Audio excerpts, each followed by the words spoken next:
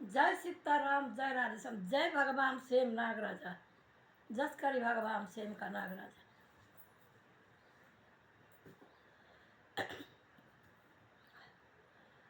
दूसरा अध्याय खत्म है, तीसरा अध्याय शुरू हो गए।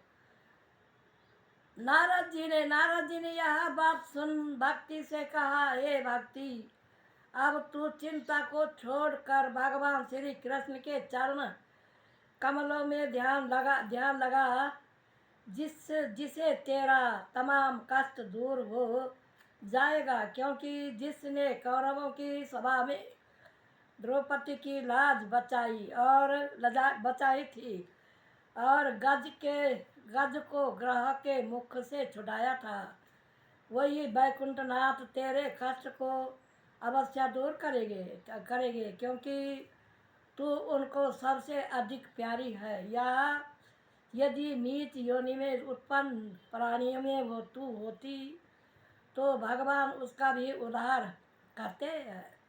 और जो सतयुग आदि युगों में सज्जन लोग हजारों यज्ञ जप तप और दान करने से मुक्ति पाते थे, वह इस कलयुग में तेरी कृपा से पापी लोग मुक्ति को प्राप्त कर लेते हैं और तेरे से आश्रित प्राणियों का अवश्य उद्धार हो जाता है तथा जिन प्राणियों पर बड़ी प्रीति होती है उन्हें को तू भक्ति प्रदान कर देती है। किंतु इस समय ज्ञान वैराग को कोई नहीं जानता है।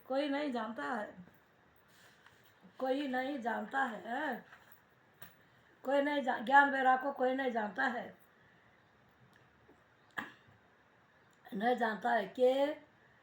कि इसलिए मैं जगत में तेरी महिमा प्रकट करूँगा।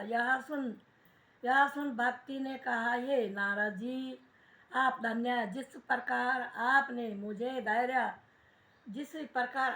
मुझे धैर्य देकर मेरे चित्त को शांत किया, उसी प्रकार मेरे पुत्रों को चित्त को भी शांत कर दे। परंतु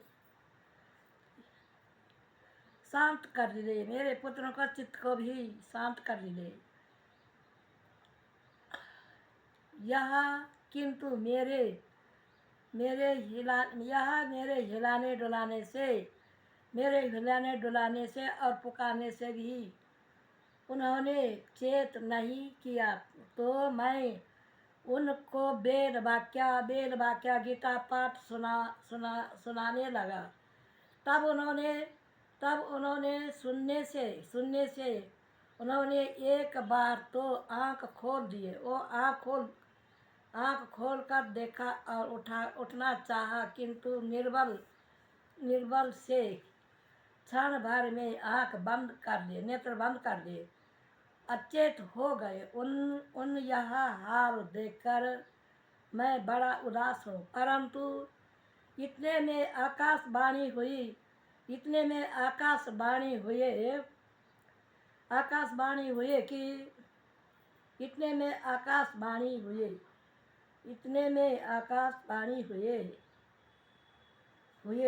किंतु खेद के साथ कहना पड़ता है कि दर्शन नहीं हो पाया। सो मेरे उदास होने का यही कारण है। किंतु अब उस भगवान की कृपा से आपके दर्शन हो गए। आप ब्रह्मा के पुत्र, बड़े योगी और ज्ञानी हो तथा सदा बाल अवस्था में रहकर भगवान के कीर्तन में मगन रहते हुए, इसलिए आपकी महिमा का किसी प्रकार वर्णन नहीं किया जा सकता। आपने ही, क्योंकि आपने ही जय और विजय बैकुंठ के द्वारपाल को पृथ्वी पर गिरा दिया था। सो ऐसी सामर्थ्य और किसी में नहीं है। नहीं, किसी में ऐसी सामर्थ्य किसी में नहीं है। यह किसी में नहीं पाई जाती है। इसलिए जिस प्रकार आपने दर्शन दिया, इस मुझे कृतार्थ किया, उसी प्रकार दया कर भक्ति ज्ञान, उसी प्रकार दया कर भक्ति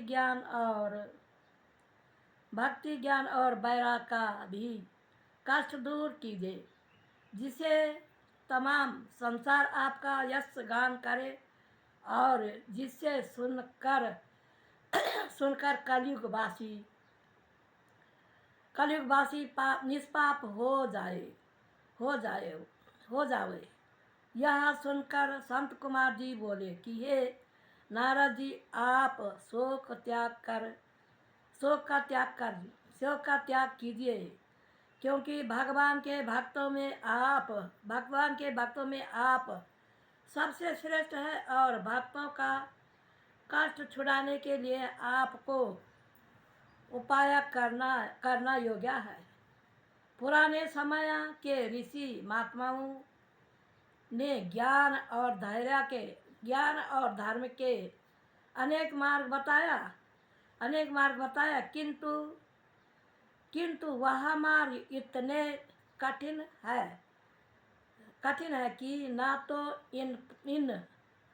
इन दुर्गम मार्गों पर किसी से चलाई जाता है, और ना इन रास्ते पर चलाने वाला गुरु ही शीघ्र ही मिलता नहीं।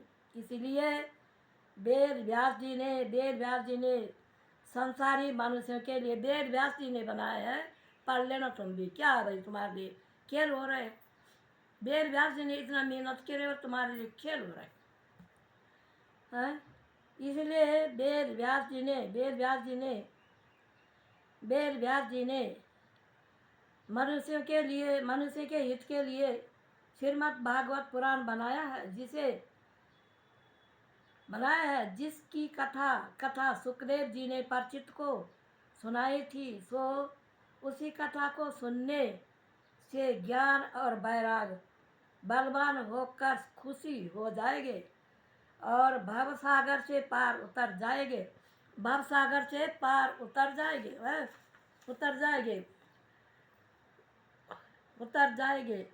होने का इसको छोड़कर और दूसरा कोई सरल मार्ग नहीं है।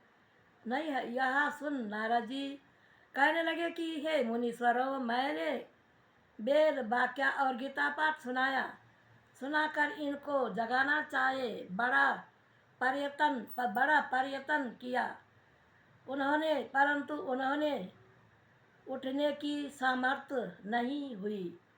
तब मैंने श्रीमद् भागवत से सुनने की इस खड़े होने की समर्थ आशा किए जा सकती है। किस प्रकार जा सकती है, सुनो। यह सुन संत कुमार जी बोले कि ये नारद श्रीमद् भागवत को सब वेदों का श्रीमद् भागवत को सब वेदों का श्रीमद् भागवत को सब वेदों का सार समझना चाहिए, क्योंकि उसमें एक एक श्लोक और पदम में वेदों का सार इस प्रकार है विद्यमान है, जिस प्रकार दूध में घी उपस्थित रहता है, परंतु जब तक उपाय से उसको नहीं निकाला जा सकता है, स्वाद का पता नहीं आता है, स्वाद का पता नहीं लग जाता है। इसीलिए वेद व्यास जी ने तमाम वेद शास्त्र और पुराणों का मंथन कर सबका तत्व रूप यह श्रीमद् भागवत बनाया, और इस बात को भी आपको नहीं भूलना चाहिए। अश्लोक मूल श्रीमद् भागवत के भगवान ने ब्रह्मा को बतलाया और ब्रह्मा